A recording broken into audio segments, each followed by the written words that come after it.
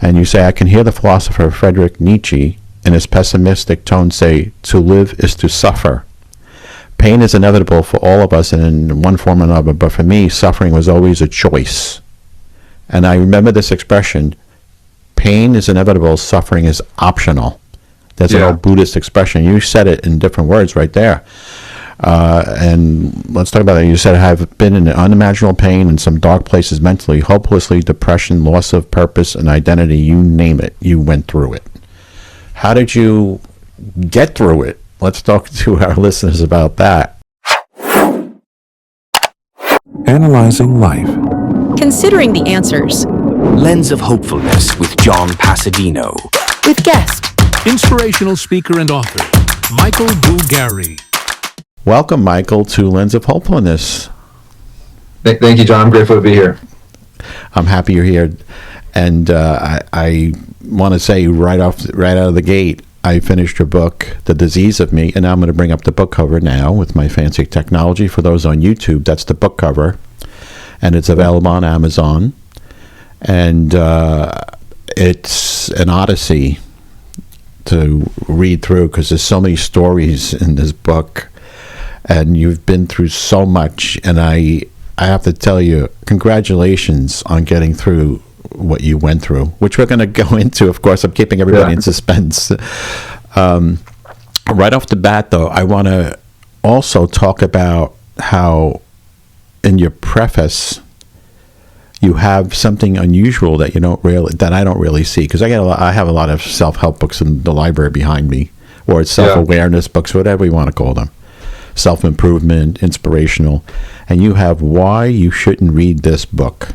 It's like a disclaimer right out there. I love your down-to-earth, real, authentic approach.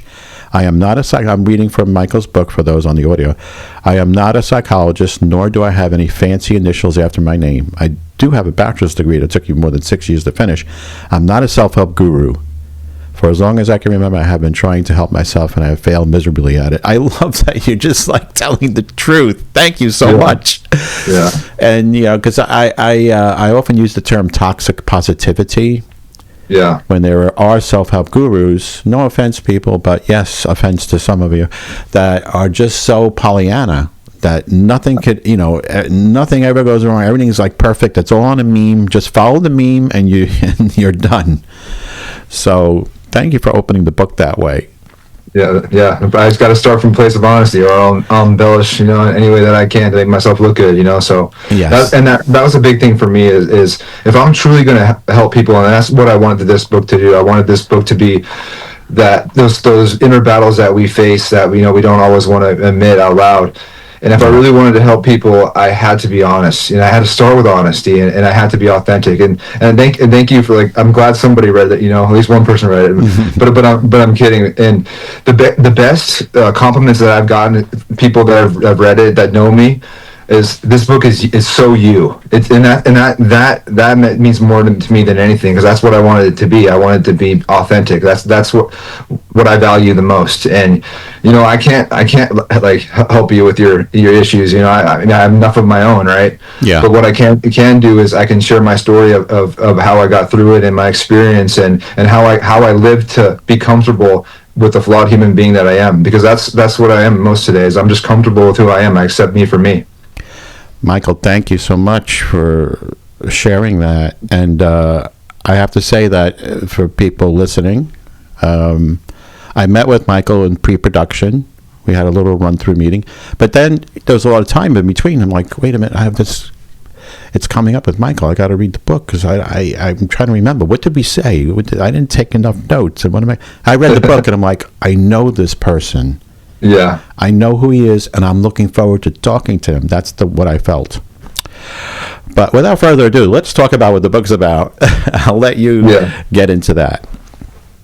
Yeah, that's a pretty open-ended statement, because it's about a lot of things. It's about a lot of things. Yes. I think the most important thing is is I call it like the triple count of adversity. You know, if you're human, sports, addiction, or cancer affect you in some way, indirectly or directly. Either you have a child that plays sports, or lost something in the sports world, or you have a family member who's an addict, or you have your parents who have cancer, or your loved one has cancer. We all experience that, and I've been through the extremes of all three of them, and it's kind of my journey through that. How I got through those things that all happened to me in a row.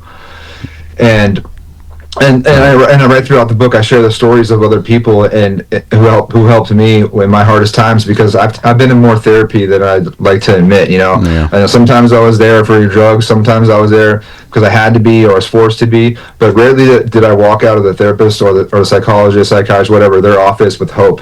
What gave me hope was the story of other people, the story of other people who face insurmounting odds, and they found a creative way to solve their problems and get through it. And that's what it is. I faced all these things in my life that didn't have any answers. They didn't have any answers for my arm in baseball. I didn't have any answers with my brain tumor because it was so rare. I had this innate belief in me that I was unique. I call it terminal uniqueness. But God had to make me literally unique for me to realize that I'm not different than anybody else. So it's how I overcome the ego, how I overcome all these hard things, and I chased validation and athletic glory, and what that led to my self-destruction, because I have that disease of more, and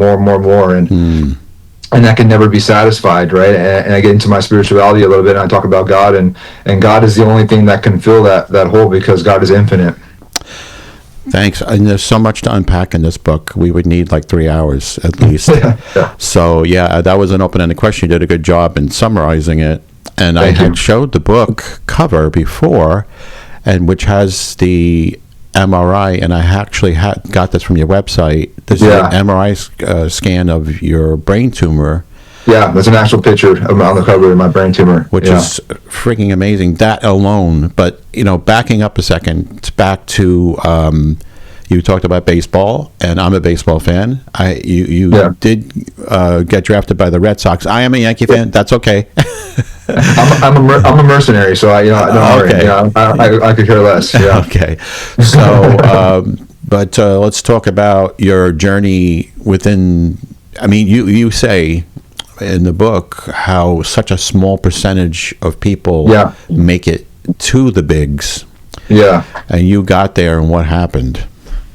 Yeah, well, I didn't make the big leagues, actually. I was in AA before I got hurt. Well, I got hurt. I was in AA spring training. But that's still big leagues, though. That's still pro ball.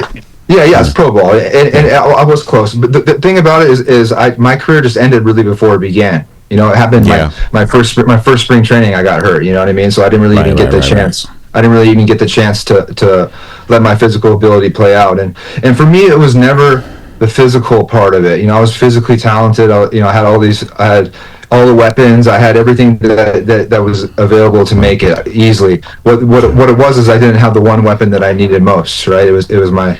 And it's not that I didn't work hard. I trained hard. I practiced hard. I did all the right things health-wise and for the most part, but I just had this need for attention and validation, not just on the field, but off of it too.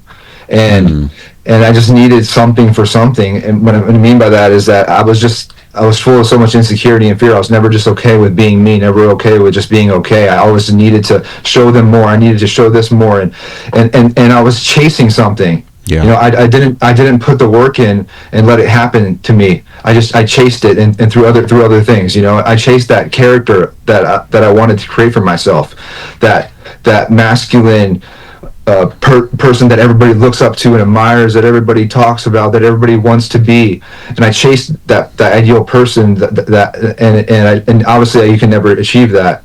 Yeah. And that was more important to me than baseball. And the way I see that now is baseball was my first addiction. My addict behavior, and that's why I call the disease of me, because drugs and alcohol are a symptom of my disease. They make me worse. Addiction is not my disease. It's me. So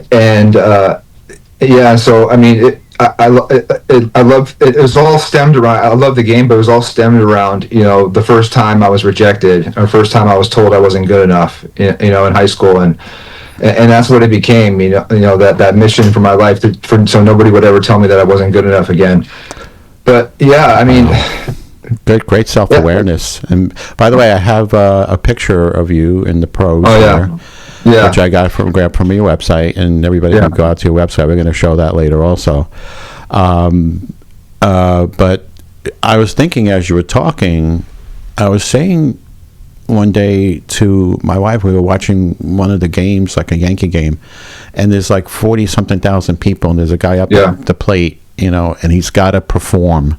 And you even talk about the statistics, how you could be 4 for 4 one day or 0 for 4 the next day. You could throw a no-hitter one day. I mean, I'm paraphrasing. And then the next day, get a couple of cheap hits off of you, and then all of a sudden you're down again. And the immense pressure that's on a professional athlete to perform.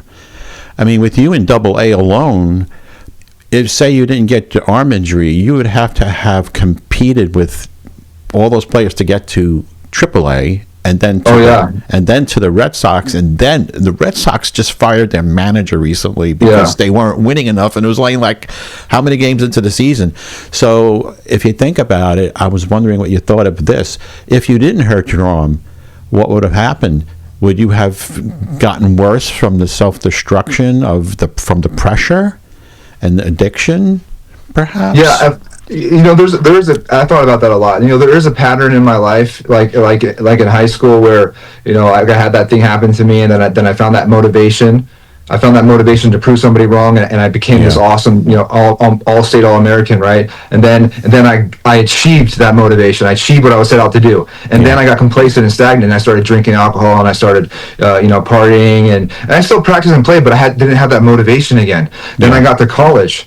And my first couple of years, I had surgery on my knee, and then I was partying a lot, and just get caught up in the distractions, and I was kind of a bench player for a while. After I got hurt, I redshirted, so I just didn't get any playing time. And then I found that motivation again, right? I found that motivation. Hey, I didn't come here to be to get a degree at Berkeley because it's one of the best schools in the country, and to fall into the obscurity of normal life. That wasn't why I was there. I was there as a stepping stone to the major league. So I found that motivation again, and boom, the next year I'm one of the for a while I was one of the best relief pitchers in the country, and then I got drafted, and so I think that if I didn't get hurt, whatever it may be, I would have found that motivation again. I see. But it would have been a spurt, and I may have made the major leagues, I may have not, whatever it may have been, but it would have been a spurt because that motivation is never lasting, and then I would have blown up.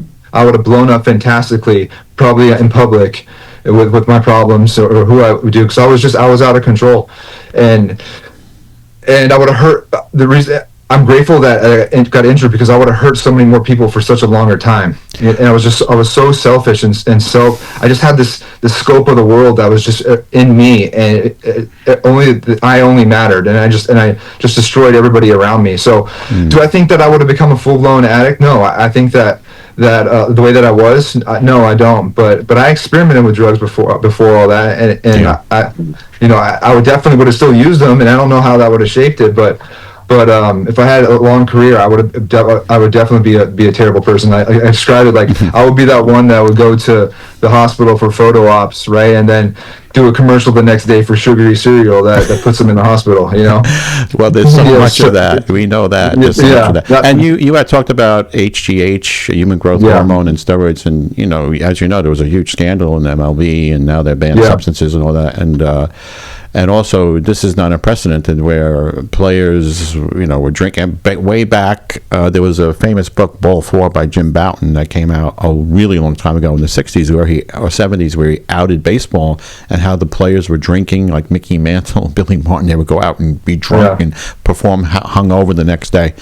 But I guess they had enough to keep them going for whatever reason.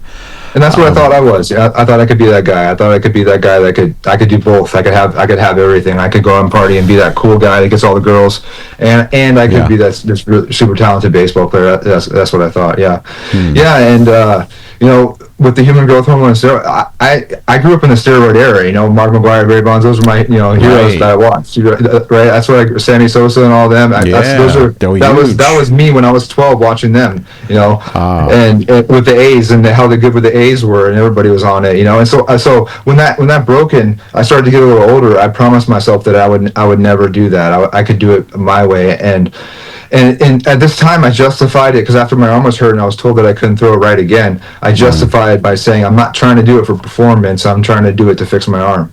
Yeah. So it was different. So yeah. Yeah, I'm thinking again because I'm a Yankee fan. I was thinking about Andy Pettitte, who was like a very famous pitcher with the like he won World Series with them, and he took human growth hormone to help his arm repair faster. Yeah. I'm looking at the book again, and I'm seeing how you've talked about pain, and you talked about we all face adversity, experience, and pain, and you say I can hear the philosopher Friedrich Nietzsche in his pessimistic tone say, to live is to suffer. Pain is inevitable for all of us in one form or another, but for me, suffering was always a choice. And I remember this expression, pain is inevitable, suffering is optional. There's an old Buddhist expression. You said it in different words right there. And let's talk about it. You said, I've been in unimaginable pain in some dark places mentally, hopelessly, depression, loss of purpose and identity, you name it. You went through it. How did you get through it? Let's talk to our listeners about that. Yeah, I mean, well, the simple answer is I didn't. Right, I kept staying in it for a while.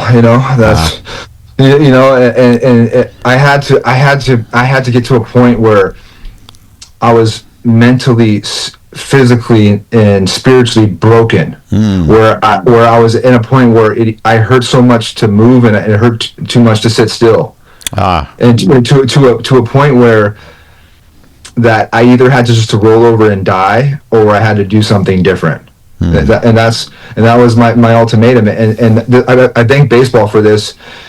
I just had, my ego was so big. Even at my lowest, when I'm living in my car after cancer, and doing heroin, even then I thought the world would be a worse place without me. So I never thought, about doing it myself. So that was out of the question. So I had to do something different.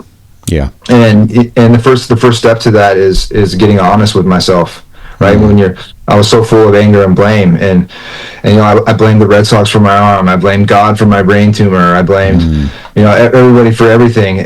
But I think the real truth is, and I was finally willing to see it, is that I was really just mad at myself because all the bad things that happened to me in my life were my fault, right? They're just products of the choices that I've made. And, I blamed the Red Sox for my arm, but I was the one, during my rehabilitation was abusing my Adderall, pulling all-nighters, going out partying. And I compromised my arm. Who knows what damage I did to it when I should have been resting and recovering. I ruined my arm, not the Red Sox, like we were talking about earlier. I was the one that chose to go out and buy human growth hormone and other anabolic steroids from a shady source and misuse them without medical supervision that most likely gave me my brain tumor, right? I caused my brain tumor, not God. There's so many. Once I started to take that personal responsibility, I began to look at things in a different way, and I became open and willing to try different things to manage my pain and to figure things out. Because the key for me, and I read a whole part about it, is how do I manage my pain?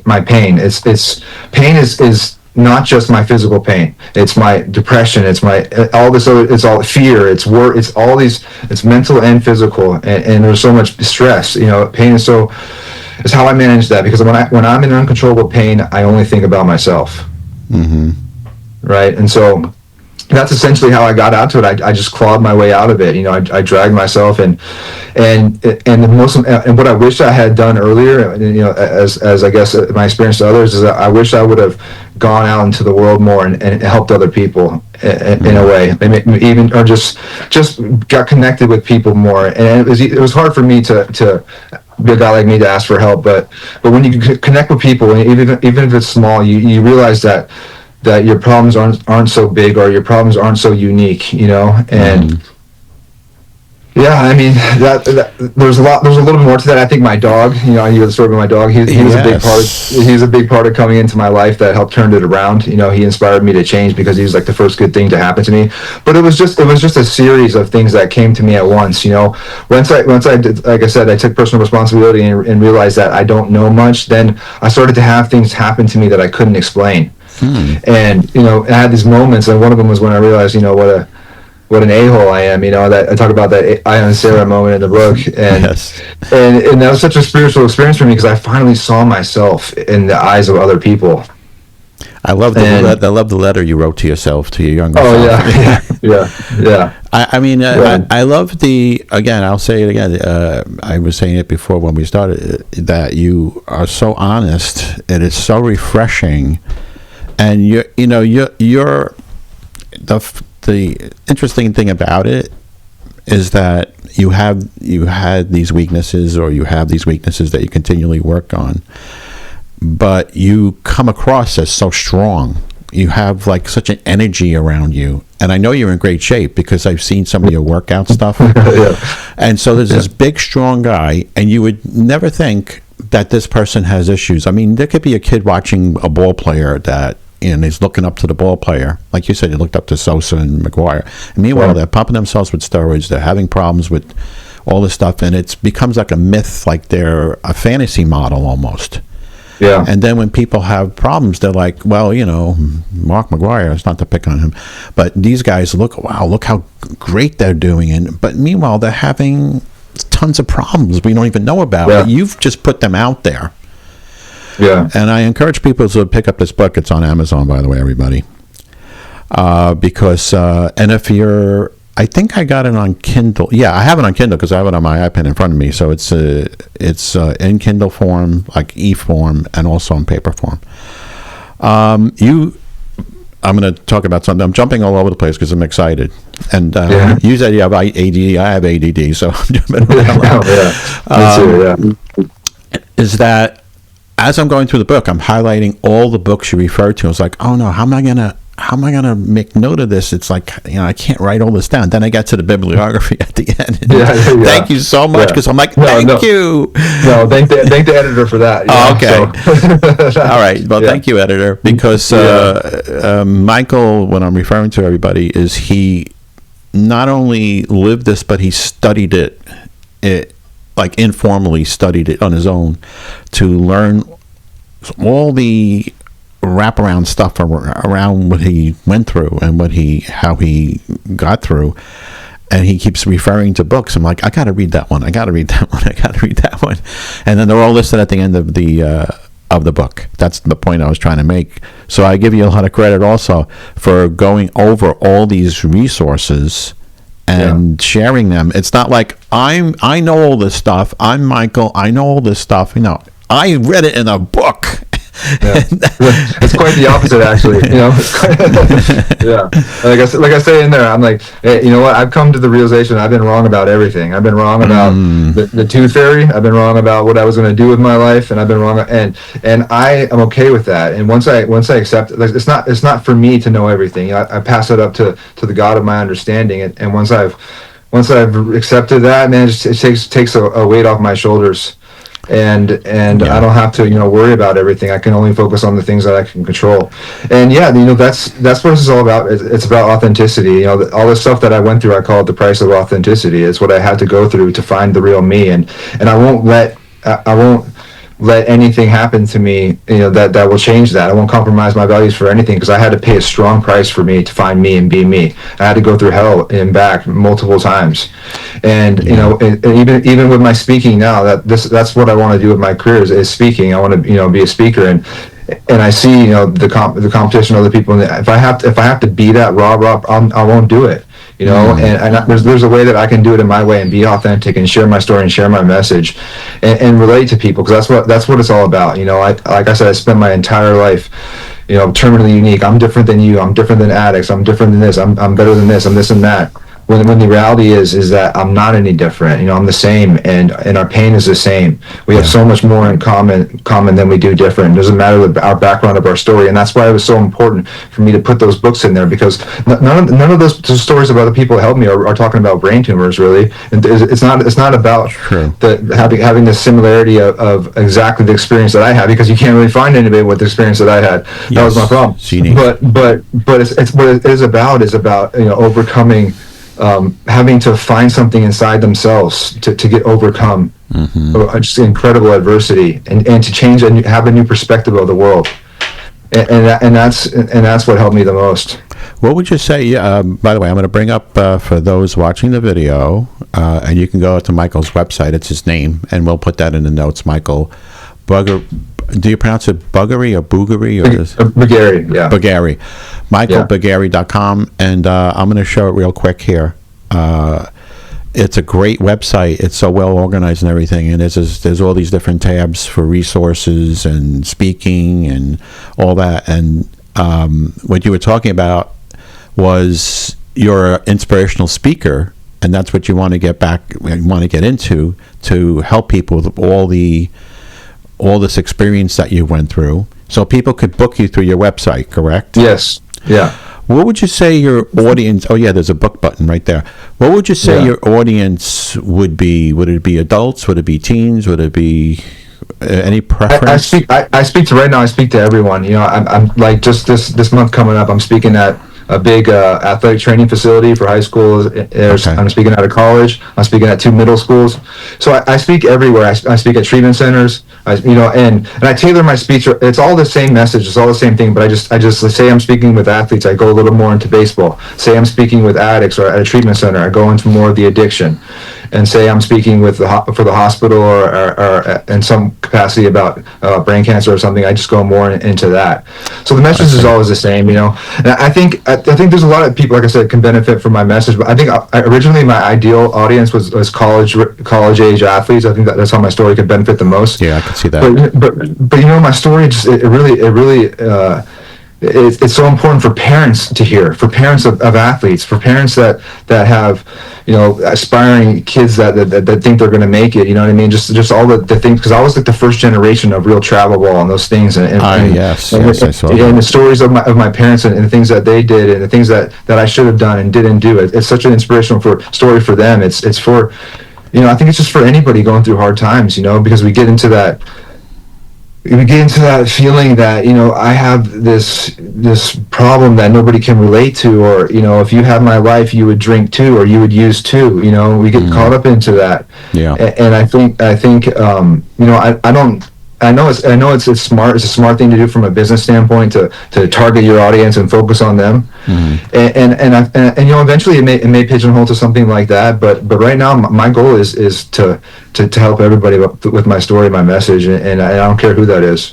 Thank you, and I hope, because that's why I have the show Lens of Hopefulness, that people are listening and gaining something from it, and will hopefully book you, or at least read the book. Yeah. I mentioned you today because I was leaving a message for a friend that that's battling leukemia, and I said I'm interviewing somebody that had a brain tumor, and I just want to let you know there are people out there that have gone through this, and I just said I don't want to be a Pollyanna and say like everybody can just get through it, because I know that the outcomes can be different depending on the person. Sure. But there are examples like you of people that have gotten through. I want to get into the name of the book, The Disease of Me. And you say, I know the disease of me sounds like the disease of addiction. I use quotations because I don't view my substance abuse as a disease. Now, some people say substance abuse is a disease. Addiction is a disease. But you say, I am the disease. Drug and alcohol are a symptom. They make me worse. I can remove drugs and alcohol from my life, but I'm still left with a sick and selfish person. And I think that's the key to you getting through this is, again, that acceptance. It's almost like there's, steps of grief where you go into acceptance at one point to get through it. And you've been able to say that to yourself, because many may not be able to do that. And I'm hoping that they can discover what you've discovered, although it is painful. And that could be one of the reasons why it's so hard to discover, is because it is painful to discover it, isn't it? It's very painful. Yeah, incredibly painful. And just to, I want to clarify too, like, and I explained this in the book too. It's like, I understand like the science behind seeing addiction as a disease, and I think it is, and it's great for a lot of people, and a lot of people need that, to see that and to understand the brain and the chemistry and all that stuff about it. It's just not for me, because when I do that, I justify it, right? Oh, I have a disease, so I can help myself. Yes, right. yes. So I have to do that, because, and that's the thing for me, is I can't, that helps me try to find why I am the way I am. You know what I mean? And when I try to grasp for why, and when I try to understand that, all it does is just lead me to another drink or another drug, because the why doesn't matter. You know, it doesn't matter for me. This is who I am. I prefer to get high and avoid my problems. I always will. I love attention, and I love that feeling of recognition. I'm always going to love that, right? But I'm always going to take too much. I'm always going to want more of everything, more food, more of this, more of that. That's just who I am, but I don't have to live that way. I don't have to think that way, and I do have to think that way, because I always think that way, but I don't have to act upon it. You know, and so that's the point. My thinking hasn't changed from before this book to when I was playing. My thoughts haven't changed. I still have all those judgmental, like, arrogant thoughts. I do, but I just learn to identify them more, and I don't act upon them. That is an incredible point. Thank you. I'm saying this because, again, it goes back to, I have the books behind me. I've been in and out of psychotherapy my whole life. I've had my own issues, mental health issues, and I consider myself a food addict. I've gained and lost weight so many times. It's incredible.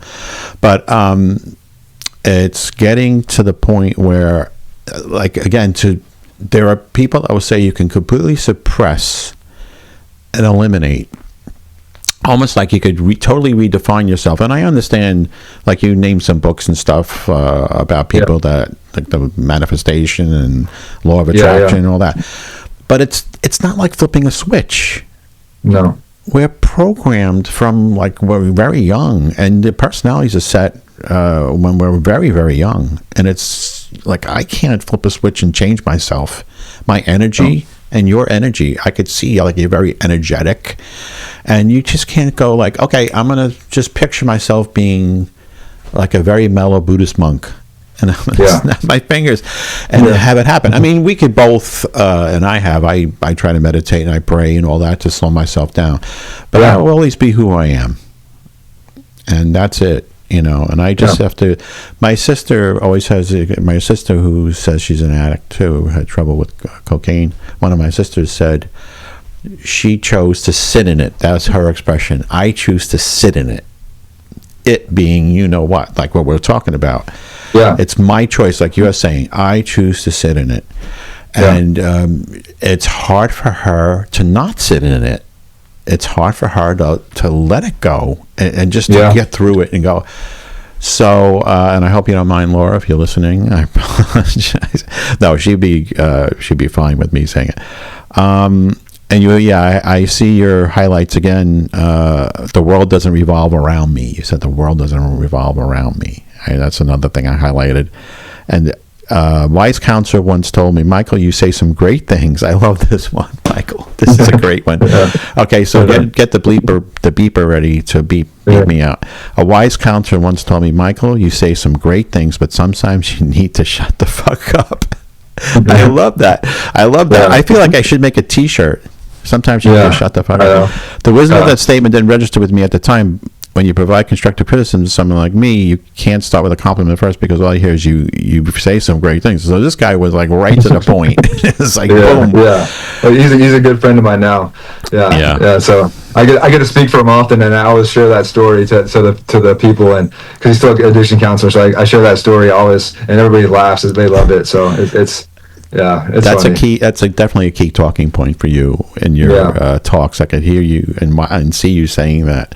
And by the way, you have videos out there, and everybody. When you go to Michael's website, you'll find a bunch of stuff, and I'm very impressed with you. I think you have a great future in this. And as we were talking about the athletes and stuff, I could say, because you're such a realistic view of we talked about all those people that and I seen my son played Little League, and then he was getting to the point where some kids were branching off to travel teams, and he didn't get onto a travel team. But I'm seeing these kids. I mean, these kids are like, I'm going to the big leagues, but you said like a small percentage.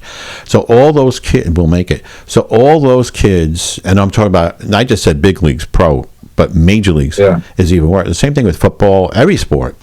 So what happens to those kids when they've been doing these travel teams and this is what they've been doing since the Pee Wee leagues, right? Since they were like little kids.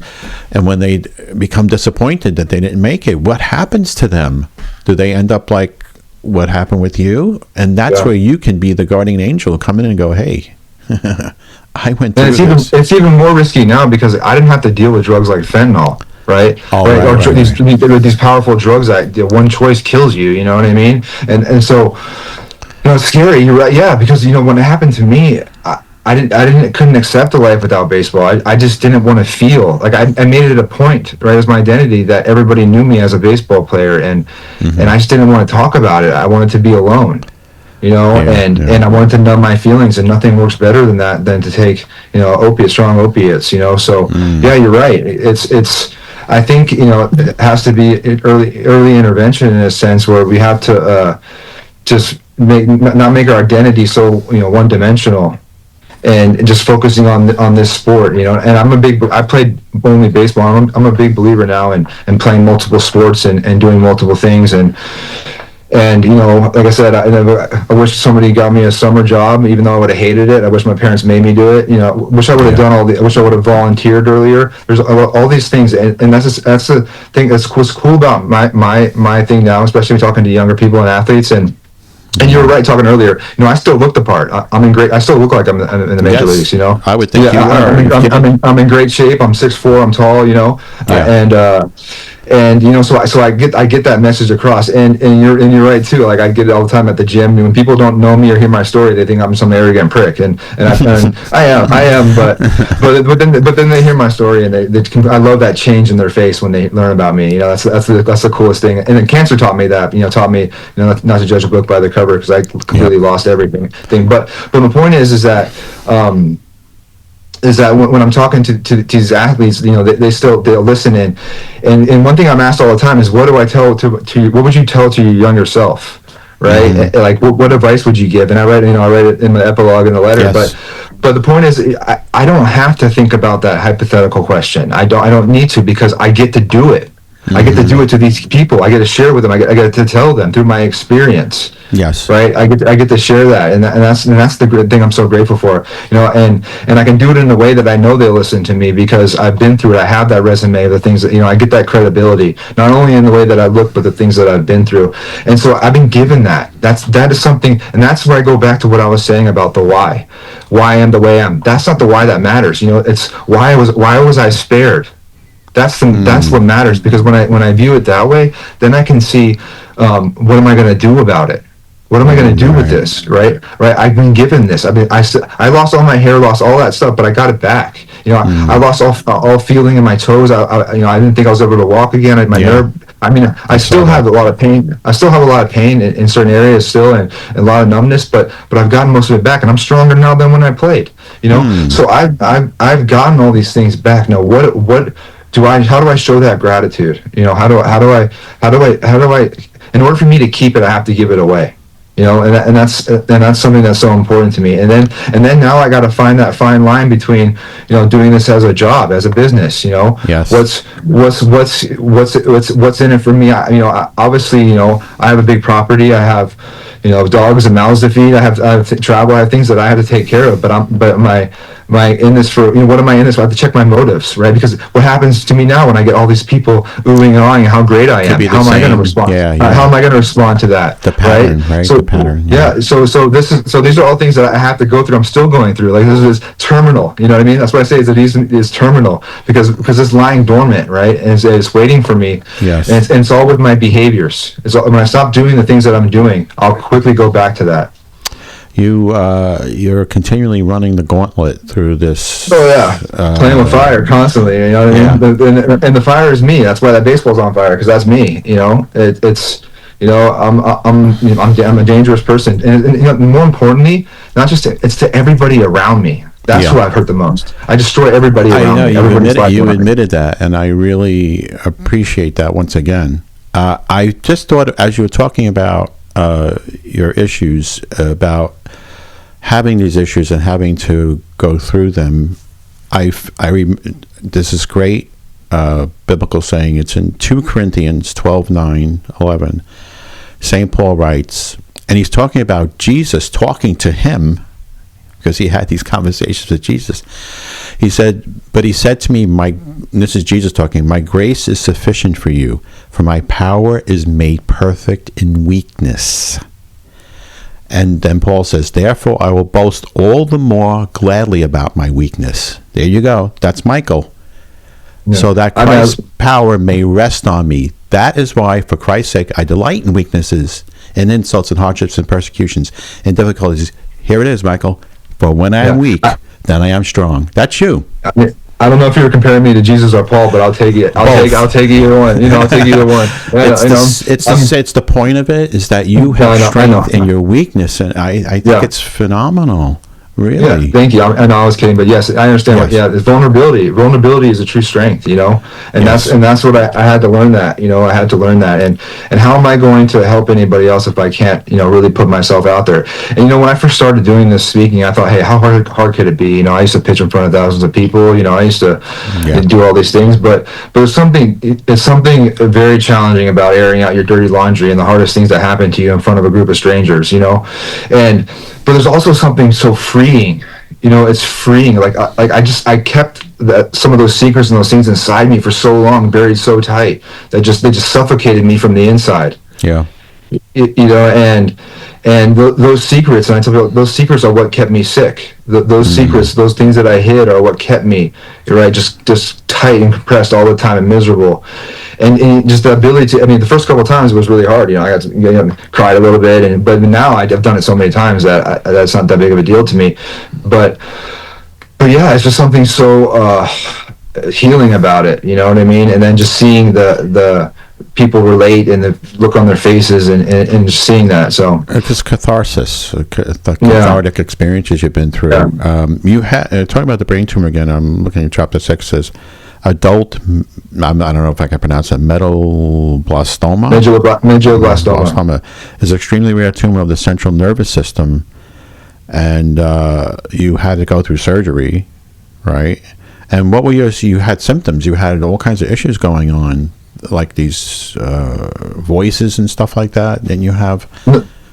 Or did I miss that? I just had massive headaches at the time. Oh, the headaches. That's right. You pulled over by the voice cop. just came after, Yeah.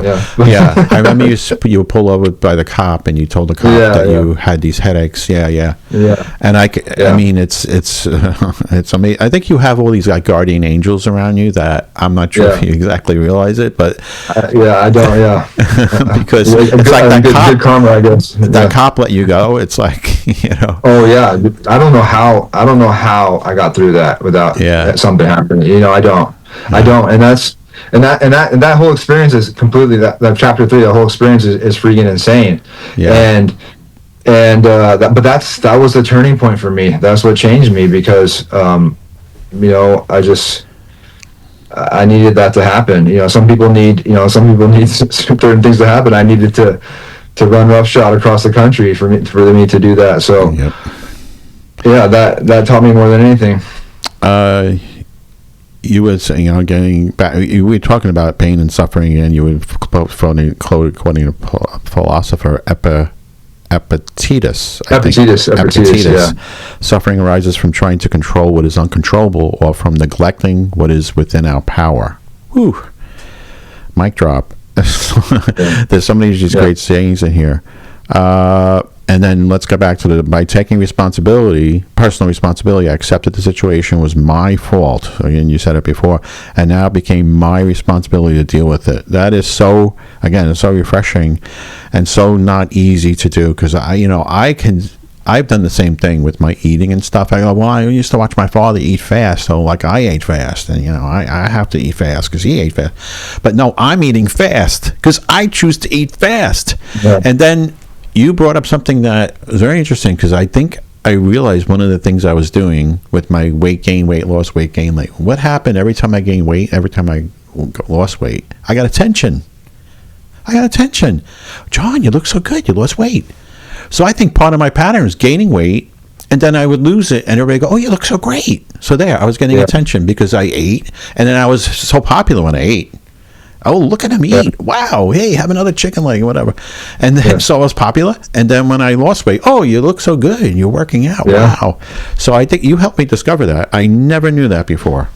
That I think that's part of what I want. Patterns, you know? Yeah, patterns. Yeah. Patterns. We all have our own little patterns, and I have a blueprint of, I know what's going to happen. I already know what's going to happen if I choose to do certain things. You know what I mean? Because I've done it over and over again. You know what I mean? So yeah, that's awesome that you have that self-awareness to look at that. And sure, you know, like I said for me earlier, it's like once I achieve something and then I've accomplished it and I get that recognition for it, I get complacent. Then I go back, right? Or I'm doing things because, you know, I want to get that initial buzz of recognition again, you know, of attention. You know what I mean? So yeah, that's awesome that you realize that, because yeah, it's definitely we're all like that, you know, in some way. You one of the books you mentioned, I read one of his books, Joe Dispenza. Yeah. The Science of Changing Your Mind. We were talking a little bit about that before, but you pointed out that he actually went through stuff himself. Yeah. But what drives me a little crazy is when somebody, like on my weight loss journey, I'd be like hooked up with no offense out there if you're listening, you know, but like a nutritionist, really young, who's never experienced weight loss, and she's telling me, do this. I'm like, wait a second, you're like 40 years younger than me, and you haven't even experienced what I'm going through. How could you say? So you don't have any skin in the game. You don't have any skin in the game. Skin in the game. That's it. And it's like I said, it's maybe she's smart, maybe she's intelligent, maybe she knows some things, but like I hear things differently. My ears open wider. You know, my heart opens more when I hear somebody that's gone through something. Then I start to listen. Yeah, I think it's your sixth sense. I think that's one of your blessings, is that you have the sixth sense that you, first of all, your self-awareness is like way off the charts. It's like so rare that I talk to a guy that's so self-aware. No offense, guys, but I mean, usually the women are more self-aware than the guys, I feel. And you're like right out there with it. I know I'm an asshole, you know. You know how many women would appreciate the fact that you are able to admit that? Instead of just being one, and just you know, real quick about God. I know you talked about you are kind of like you know, you went through what a lot of us went through in your discoveries, and your choice is not to go to dogma in any particular thing, like you were talking about. You know, I'm supposed to believe this, and this. It doesn't matter what it is, really. And then what about these other guys who say their God is right, and then you just made your own decision that you have your personal relationship with God. Yeah. On your I just said that the other day to somebody, that they were saying, like, the church is this, the church is that. I said, I don't really care what the church says. I have a personal relationship with God the way I need. And that's it. Why would God want it any other way? He created me.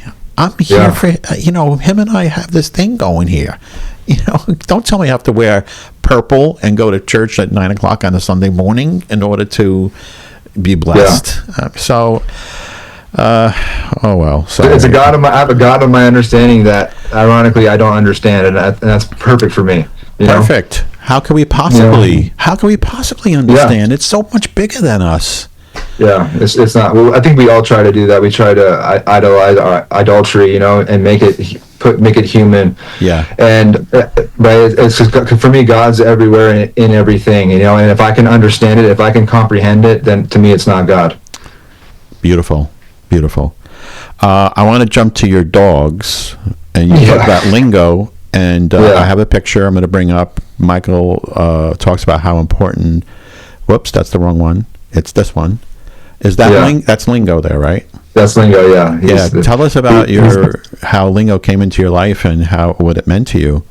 What he so Lingo, like I mentioned it a little bit earlier. He was what saved me. You know, he came to me at my darkest moment, and he was like the first good thing to happen to me in a long time. And he was stationed at the military base where my mom worked, and I guess he was having a hard time too, because he didn't have a handler when they adopted him. The base owned him, but didn't have a handler to bring him to work every day. He kind of stayed at the base and wasn't getting the most attention that a dog deserved, or the consistency that it needed. Not that they didn't treat him well, they did, but I guess that lack of stability was taking its toll on him, and my mom thought maybe we could help each other, and she brought him over one weekend, and we just bonded immediately, and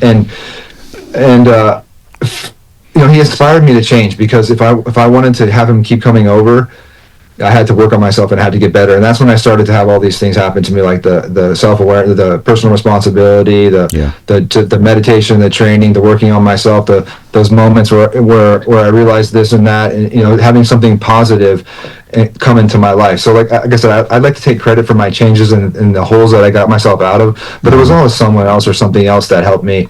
Whenever it's just me, it's like it crashes, and I can't do it myself. I just blow everything up. It ends up in a big self-destruction inferno. It's always something else, someone else, and yeah. So the biggest thing with him now is that he teaches me. The coolest thing is, like, it's definitely a gift from God. This is how, I'm not super religious, and I'm not, this and that, but this is how I know God exists. Lingo was born the same month as my tumor was removed. Wow. Right. So he turned 10 last summer, and I celebrated 10 years cancer free. Wow. Right. And so how, I didn't have him as a puppy. I didn't coordinate this. I got him when he was about a year and a half. So this is already in the works. Yeah. And so we're part of the Pep House program at University Hospitals and Rainbow Babies Children's Hospital in Cleveland, and we visit the patients a lot, and we're a big part of the program. I speak for them on their behalf a lot, and we visit the patients. Like I said, the tumor that I had happens mostly in children, not in adults. And I thought, I knew the hell that I went through, but I couldn't imagine what an innocent kid goes through, doing that. And like, there's some culpability into what I did, So I thought maybe, bringing Lingo to the Children's Hospital at first would be, if we could bring some joy to some difficult situations, that maybe we can make a difference. And that's what I started out as, and it's evolved into something so much more. And when I see when I sit there, and we don't talk to the kids, right? The kids are just petting Lingo, but I'm talking to their parents or their families who are there, and their tears swell up in their eyes because it's the first time they've seen their child smile in who knows how long, right? Wow. And I talk to their parents about Lingo's story, or the pets that they have at home, or whatever we talk about. What it does is it makes me think of my family, right? My mom, the times that I hurt her, all the people that I've hurt in my life, and it makes me reflect on that. And as difficult as those thoughts are to have, they change the way that I think, right? And they help me to do better in the future. And I can only have those thoughts when I help somebody else without the expectation of something in return, right? That's how helping other people helps me. So, a lot of these self-awareness and a lot of these things that I've gotten are, through connection to other people and other things, and action, and putting myself out there, and now I even go to at first I avoided it, but I even go to the cancer centers now with Lingo, and I talk to the adult patients. And like you were saying earlier, it's difficult. Some situation, not everybody's going to have the recovery that I have, and some people aren't going to. Every circumstance is different. But when I sit there and talk to them, and they hear my story, and they see how I look now, it does give them hope. It gives them hope, and that's the one thing in that place you need more than anything, right? Hope that they can get through it, and hope that they can thrive afterwards too, And it's so powerful. And so that dog has taught me so much. And like you said, oh, sorry. Yeah. Like you said, dog is God spelled backwards, right? Yeah. And as for my other dogs, they're anti-therapy dogs. They give you anxiety. So yeah, I saw that you have. How many do you have now? You have. How many? I have three technically. My family has 9 together. So when we get together, we all have 9 baby dogs together. But I have a big property, so oftentimes I have more dogs with me just so they can get to run and play. I love it. So. We had referred to this before, but since we're coming toward the end of the show, and this happens to be the epilogue of the book, you wrote a letter to yourself. Yeah. And I thought, again, it was so endearing that you say, "Dear younger Michael," and you say, I say this affectionately, "You are an idiot and not that important. You are not special, and you're certainly not God's gift to women." It's like, boom, right there. But then you go through this big, long, it's a long letter, and it just covers I think this is a great idea. It's like almost like a journaling thing. Yeah. And I did something similar once with myself based on something I read about, because I had these panic attacks and fears. And I went back and I did this meditation where I talked to my younger self, because like I think my my panic attack went back to some trauma I had as a kid, and I'm like, you're okay, you're okay, little John, you're okay, man. I'm here. Yeah. And you say this, I'll say it at the end because we don't have enough time to cover the whole thing, but people will buy the book, The Disease of Me. Embrace the struggle. This is your last paragraph. Embrace the struggle, have fun, laugh at yourself, which I know you're good at. We were joking before. And know that God doesn't do anything by mistake. You are always right where you need to be. Embrace your spirituality and find your faith. I was just reading, I'm sorry, I know people might get offended, and you said jokingly before, would you compare me to Paul, whatever, but this is like a letter. Yeah. Paul was writing that letter. He was writing a letter to the Corinthians. He was writing to the church. He was saying, guys, this is what I'm going through, and get it together, man. This letter is like, I'm not saying you're a saint or anything like that. I'm just saying I don't mind the comparisons, but it's that type of from the heart letter. And you printed it for thousands and thousands of people to see. So I give you so much credit. I'm going to also say, people, when you pick up the book, the appendix and references are worth just looking at this book because there's so many good things to read. If you're into this genre and all the things that drove Michael to get to the place he's at, it's so well documented. I'm scrolling, by the way, everybody, in case you're listening and I'm like kind of hesitating. If you're watching and you see my eyes going the other way, it's because I'm scrolling through Michael's book. One of these days I have to get another camera that goes to the book, but I'll work on that next time. So Michael, you went through so much in your life. You're young still. My God, you're so young. You have so much going for you, I can tell you. And I think you're going to do a lot of good things. I was going to say great, but I don't want to like feed you. At this point, it doesn't matter. You're going to do good things. All right, great. We'll say great. I do feel that. I feel like you have this tremendous energy and drive, and when it's channeled, like you channeled it to this book, which is such a comprehensive book, and all the study you did and all that. It could really make a huge difference. Just in talking to you, I learned a couple of things about myself. And I talk to a lot of people. So thank you so much. I really appreciate you joining my show. That makes me feel good because that's what I'm going for, to spark these conversations. And everything I write and everything I talk about, I only share my experience, me, the things that I've been through. And that's important for me. I'm not talking down to anybody or trying to teach you anything. I'm trying to share my story. And I think that's the way we all listen and connect to each other. You're spot on, and that's one of the issues that has come up. And you talked about some kid that wanted to go viral or something in the book. But one of the issues we have in our society today is that there's a loss of connection. There's like a surface level social media connection.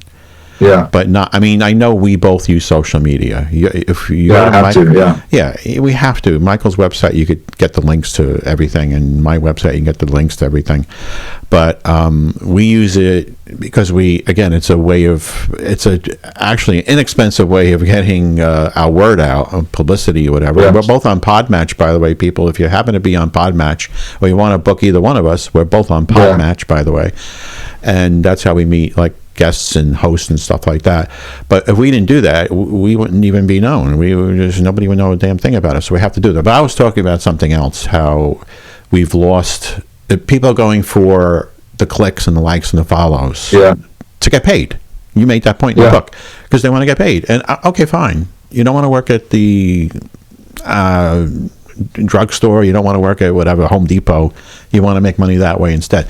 But don't sell you something. Now, I'm saying this.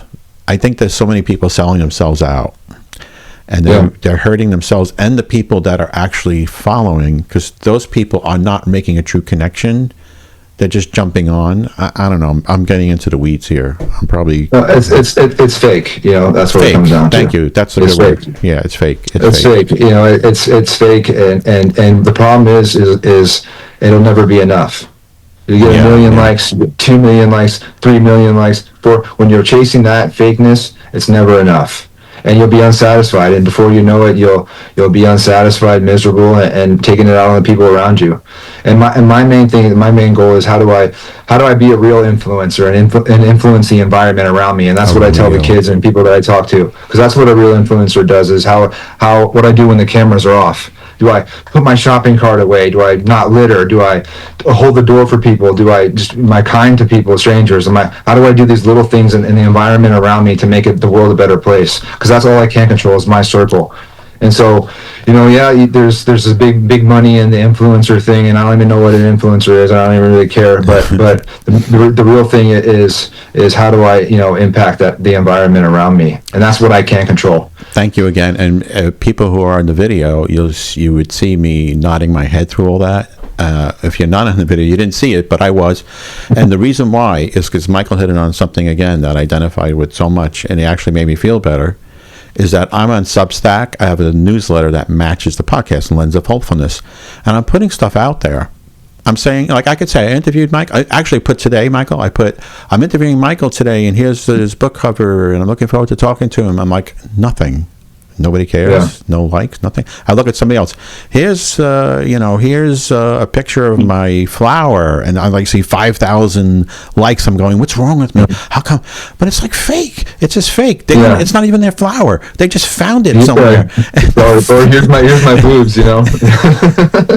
Well, yes, that's exactly another one. I mean, I get all these you go on TikTok and you see women dancing. They're beautiful and everything, but it's like.